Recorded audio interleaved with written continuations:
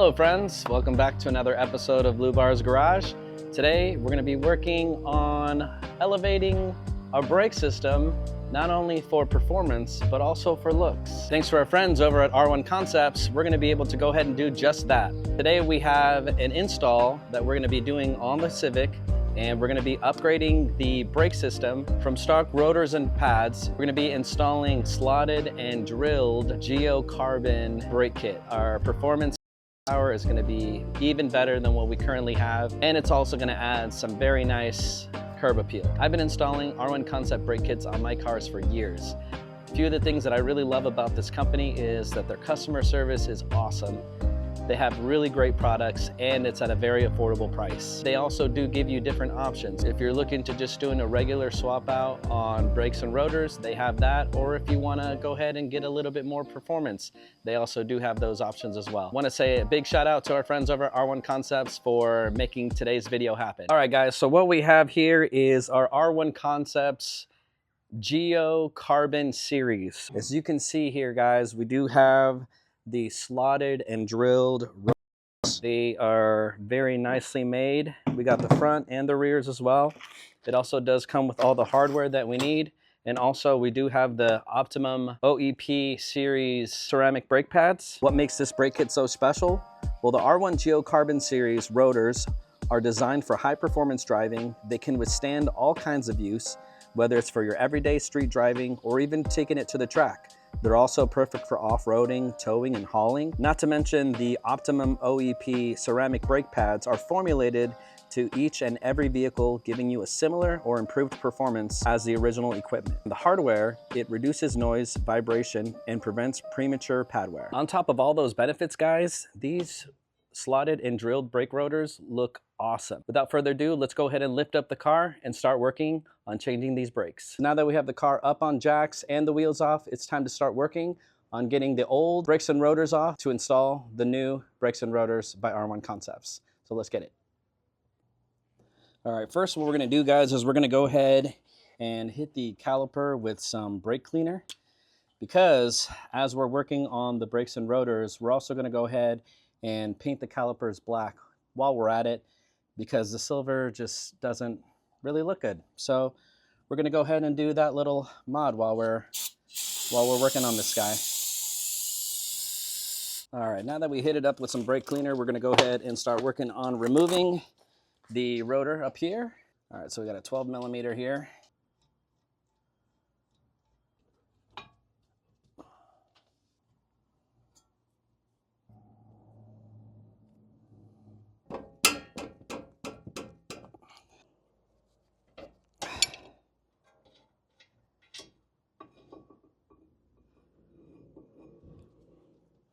All right guys, so we finally got the rotor off.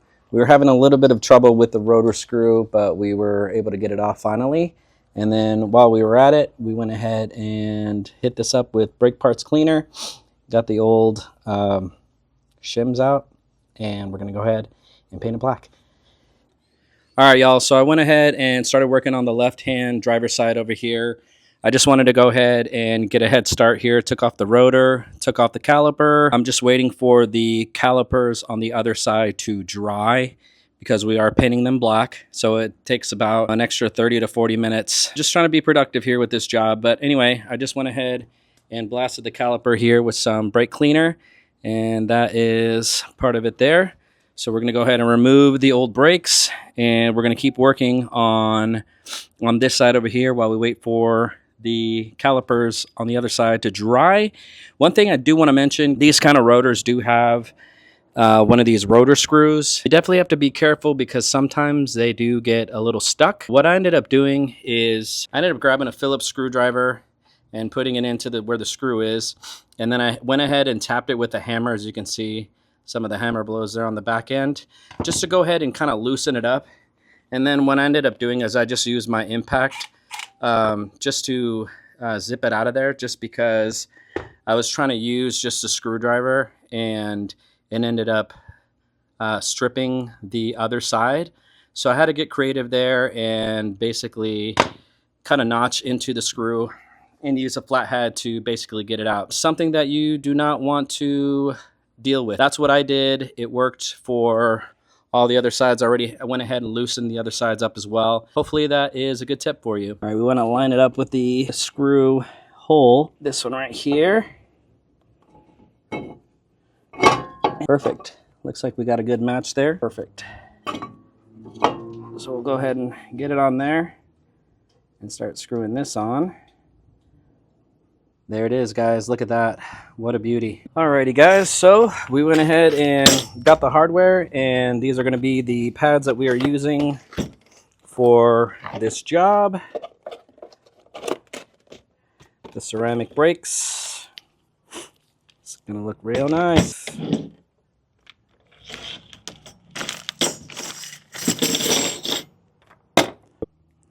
Alright, guys. I'm working on putting the hardware together.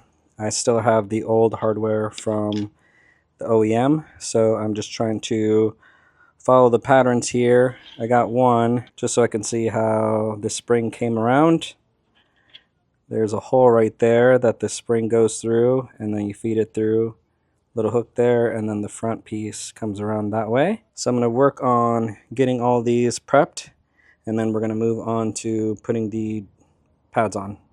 Alright guys, so as you can see, I went ahead and put the pieces together. It is very intricate. I've never had to put brake hardware like this together before. Kind of felt like I was playing Legos again.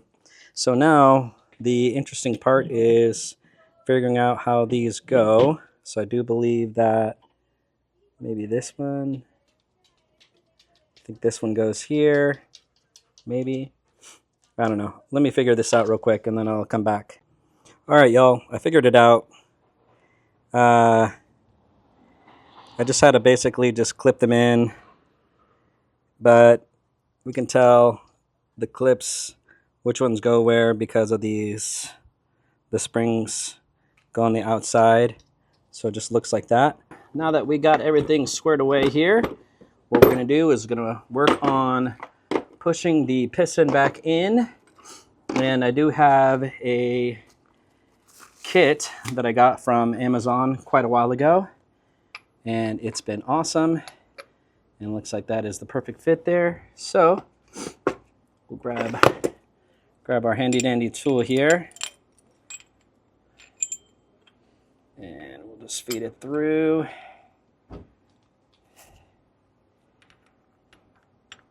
There we go. And then we'll go ahead and start screwing it in. Get the piston back in so that way the brake pads will be able to slide right in without any resistance. And it'll be good to go. I'll go ahead and put the link in the description for this kit here. This thing's pretty awesome. It has helped me out a ton over the years. I can't remember how much it was, maybe 20 to 30 bucks.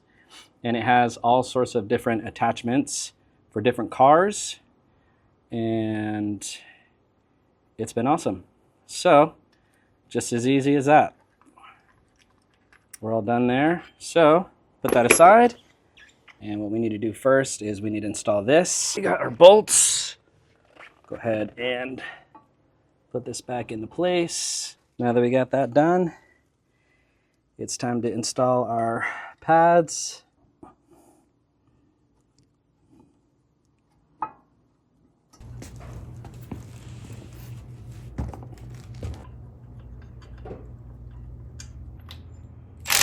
There is the whole setup, guys. Dang, that looks awesome.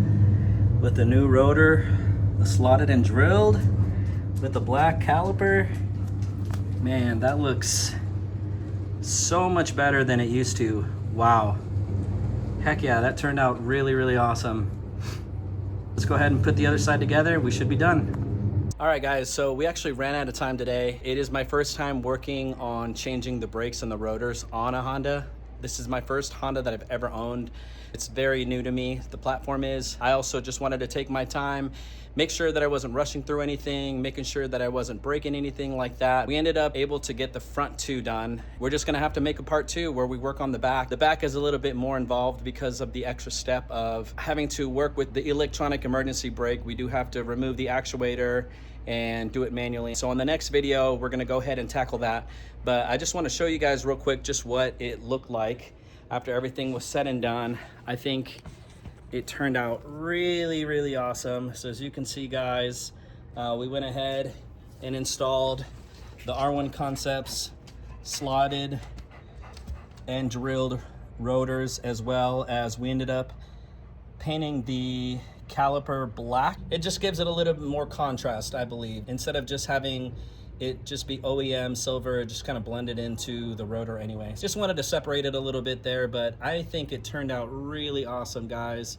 I would love to hear what you guys think about it. If you're looking to upgrade your brakes or just looking to replace them in general, I would highly suggest looking into R1 Concepts. Again, amazing company, great customer service. You're gonna get really awesome products. So definitely highly recommend them. That's gonna be it for this episode of Lubar's Garage. Be on the lookout for part two.